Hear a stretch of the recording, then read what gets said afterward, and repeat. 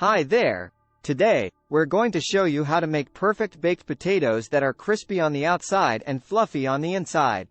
Cut to a shot of potatoes being washed and dried. Start by washing and drying 3 to 4 medium-sized potatoes. Cut to a shot of the potatoes being pricked with a fork.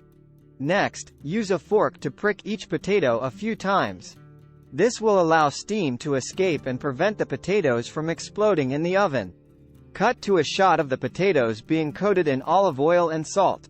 Then, coat the potatoes in a tablespoon of olive oil and a sprinkle of salt. Cut to a shot of the potatoes being placed on a baking sheet. Place the potatoes on a baking sheet and bake them in a preheated oven at 400 degrees Fahrenheit for about an hour, or until they're cooked through and the skin is crispy. Cut to a shot of the baked potatoes being removed from the oven. Once they're done, remove the potatoes from the oven and let them cool for a few minutes. Cut to a shot of the potatoes being sliced open.